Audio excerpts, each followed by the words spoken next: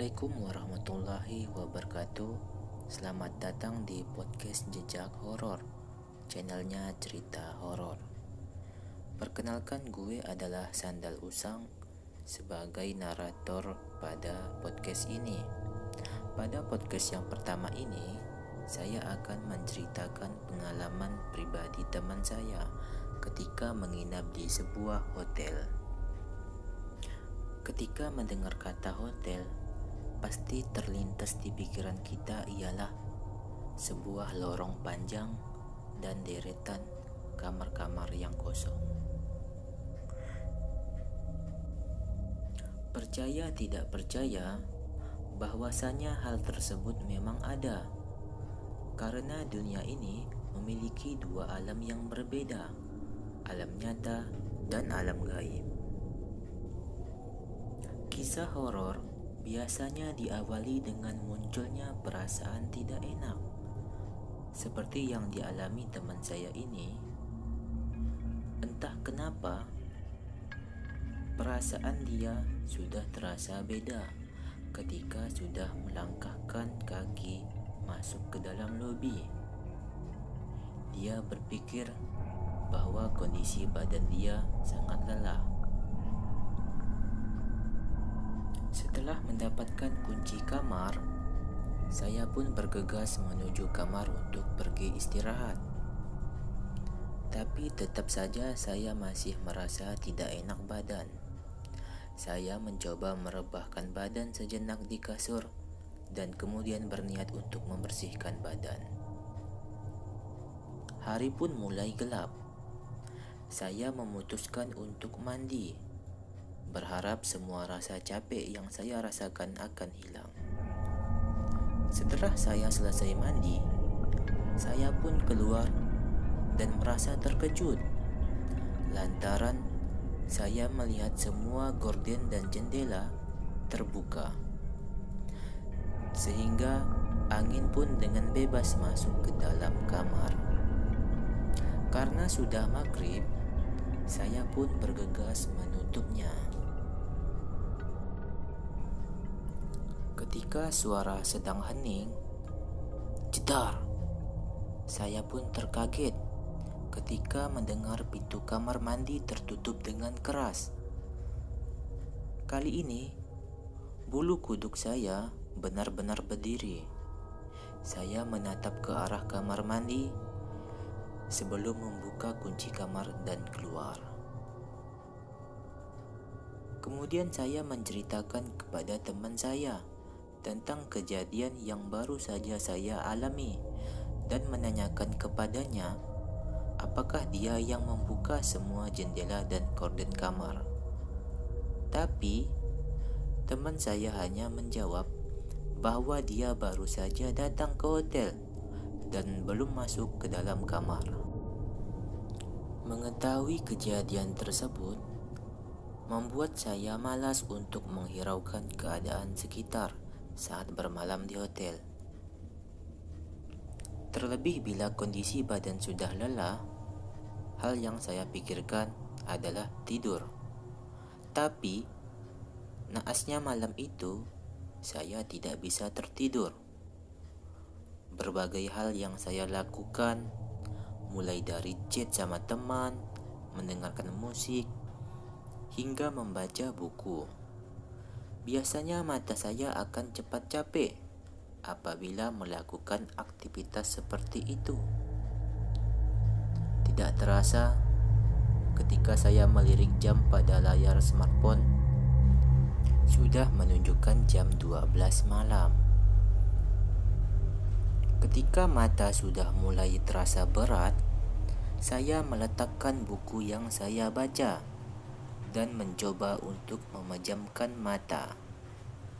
Ketika saya ingin tertidur, saya dengan terpaksa membuka mata dan bangun ketika mendengar suara anak-anak yang bergurau sangat kencang sekali. Sentak saya diam dan mencoba mencari sumber suara tersebut, karena suara itu semakin kencang dan membuat semakin berisik. Saya bergumam, meluapkan kekesalan karena saya tidak bisa dengan tenang beristirahat. Dengan sedikit rasa kesal, saya menelpon resepsionis agar pihak hotel menegur tamu sebelah. Tapi informasi yang saya dapatkan dari pihak hotel yang membuat saya semakin kaget. Karena pihak hotel memberitahukan bahwa tamu yang di sebelah kamar saya sudah melakukan check out tadi siang dan sekarang kamarnya sedang kosong. Mendengar jawaban seperti itu membuat saya semakin khawatir dan tidak bisa tidur sampai pagi. Yang paling menyeramkan ketika harus bertatap muka dengan makhluk yang harusnya tak kasat mata. Pengalaman aneh yang saya alami bersama seorang teman di suatu hotel menjadi obrolan yang sangat menarik. Entah kenapa, setiap kali bertemu dengannya, kami semangat membahas hotel tersebut yang menurut kami itu adalah hotel yang teraneh.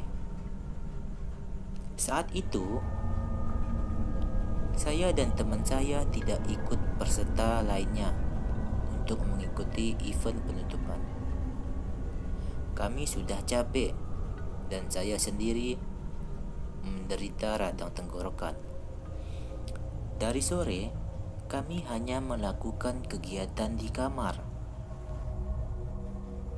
Malam itu, pada saat kami masuk ke dalam kamar, rupanya saya sudah terlelap sejak badan saya menyentuh kasur yang empuk itu. Sementara teman saya justru tidak bisa tidur dan berusaha tidur sambil bermain handphone. Namun tiba-tiba dia melihat sosok wanita putih berada tepat di bawah kaki saya, berdiri dengan rambut panjang yang terurai dan posisi kepala yang sedang menunduk. Sontak Marisa pun kaget dan berteriak. Tapi saya tidak merespon teriakannya dan masih terlelap dalam tidur. Ibarat mimpi buruk, dia pun segera memejamkan mata dan mulutnya berkomat-kamit membaca doa-doa. Malam itu seolah menjadi malam terburuk, dan perasaan aneh yang saya rasakan sejak menempati kamar tersebut terjawab sudah. Dengan kejadian itu membuat saya sadar bahwa jangan pernah meremehkan sesuatu yang sunyi. Dengarlah jika diberitahu. Jika kalian menantang dan tidak mendengarkannya, bersiaplah kalian akan diuji oleh sesuatu yang di luar nalar. Cukup sekian dulu podcast pada kali ini. Semoga kalian memahami alur dari cerita ini. Kami harapkan kritik dan sarannya agar channel ini bisa berkembang untuk kedepannya. Sekian dan terima kasih. Selamat malam dan selamat beristirahat.